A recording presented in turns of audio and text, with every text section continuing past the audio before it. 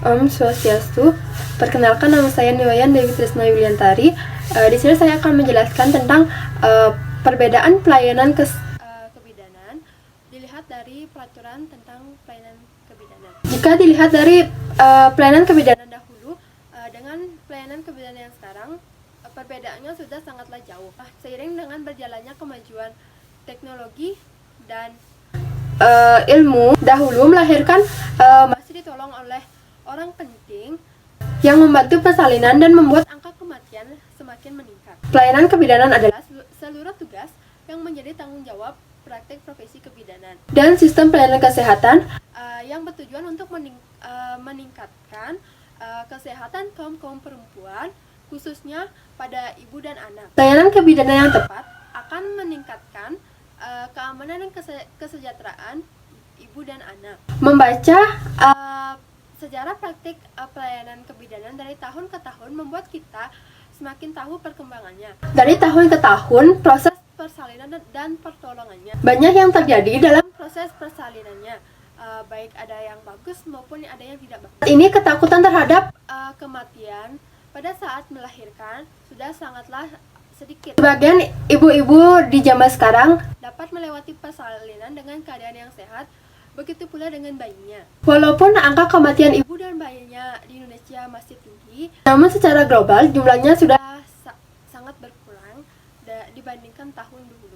Kebidanan merupakan profesi tertua sejak adanya peradaban manusia dan lahir sebagai wanita terpercaya untuk mendampingi dan menolong ibu-ibu melahirkan. Tugas yang diemban sangatlah mulia dan setia mendampingi dan menolong ibu-ibu melahirkan sampai sang ibu dapat merawat bayinya dengan baik. Pada peperangan Belanda, para calon bidan muda ikut melawan penjajahan. Dari 16 bidan turut berjuang dan setengah diantaranya melanjutkan pengabdian dalam profesi kebidanan. Disinilah berlaku makna bidan sebagai bakti ibu demi anak dan negara. Sampai terbentuknya Ikatan Bidan Indonesia pada tahun 1951. Sekian yang dapat bisa saya jelaskan. Untuk selanjutnya akan dijelaskan oleh teman saya. Om Swastiastu, perkenalkan nama saya Komang Sutrayani. Di sini saya akan menyampaikan tentang sejarah pendirian pendidikan kebidanan. Hari Bidan se-Indonesia pertama kali diadakan pada tanggal 5 Mei 1951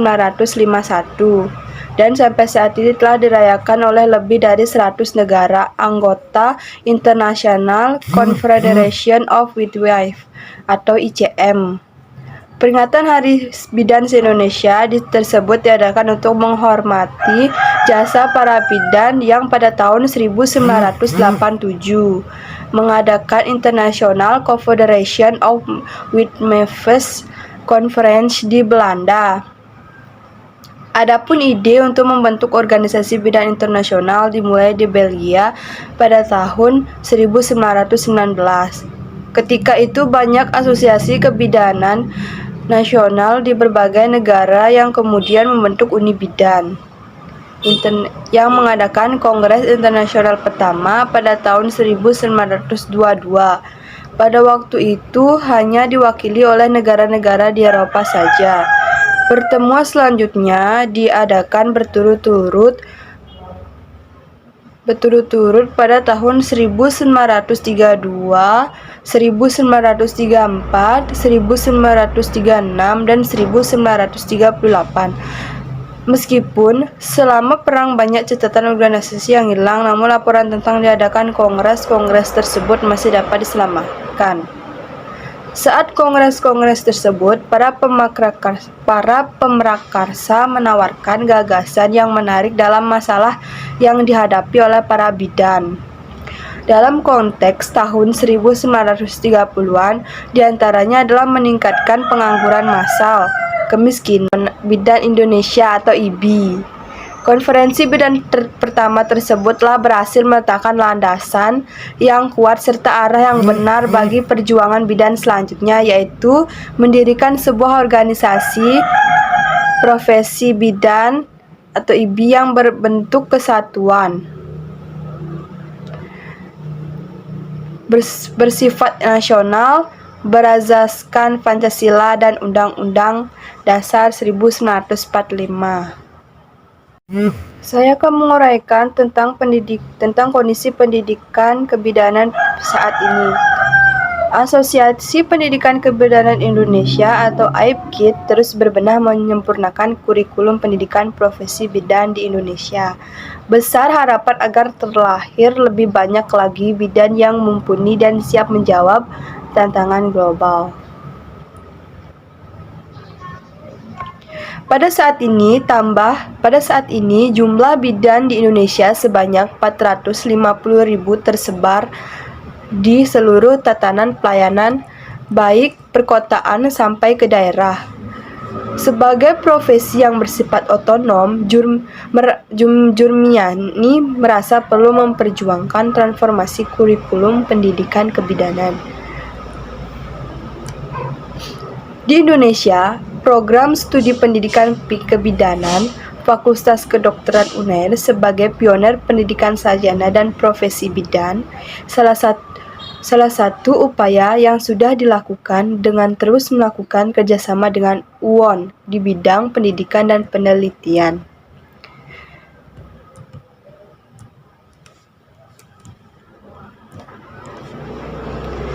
Sekian dari presentasi saya mengenai sejarah pendidikan dan kondisi pendidikan kebidanan saat ini. Om Santi Santi Om. Akhir kata saya ucapkan terima kasih. Baik, di sini saya akan menjelaskan mengapa pendidikan bidan terus mengalami perubahan dari masa ke masa. Karena perkembangan pelayanan dan pendidikan kebidanan nasional maupun internasional terjadi begitu cepat. Hal ini menunjukkan bahwa perkembangan pelayanan dan pendidikan kebidanan merupakan hal yang penting untuk dipelajari dan dipahami oleh petugas kesehatan, khususnya bidan yang bertugas sebagai bidan pendidik maupun bidan di pelayanan.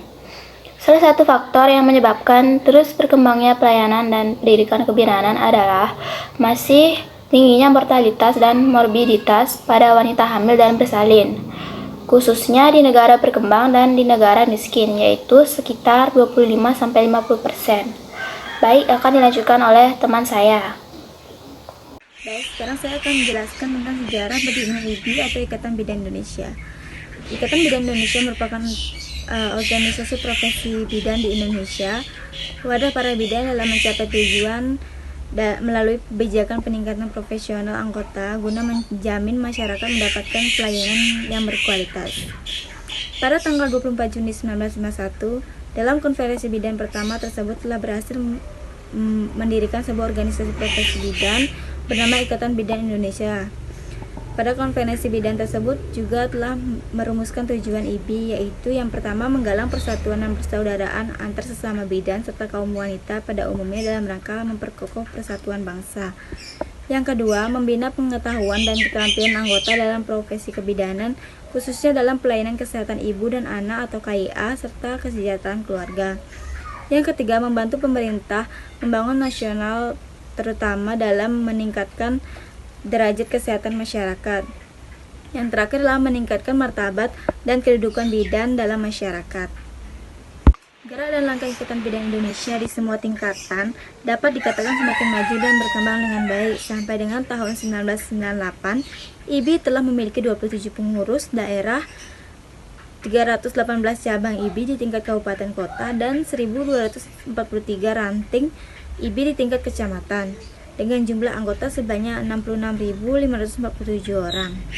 Adapun visi IBI yaitu satu-satunya wadah profesi bidan yang mandiri, berdaya saing, dan mempunyai wewenang pengesahan kepada bidan, lembaga pendidikannya, serta mendukung profesionalisme bidan Indonesia. Dan misi IBI yaitu mewujudkan organisasi IBI yang mandiri dan berdaya saing, mampu meningkatkan profesionalisme bidan Indonesia dalam memberikan pelayanan kepada masyarakat.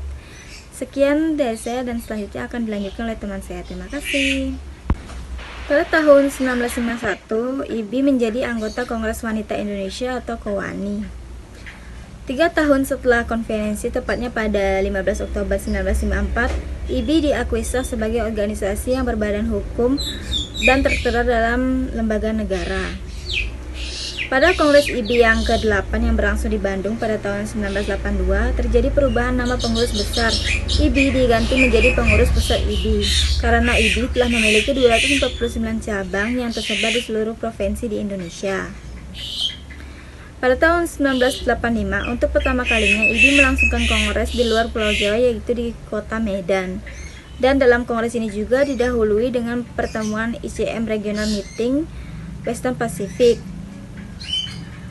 Pada bulan September 2000 dilaksanakan ICM Asia Pacific Regional Meeting di Denpasar, Bali.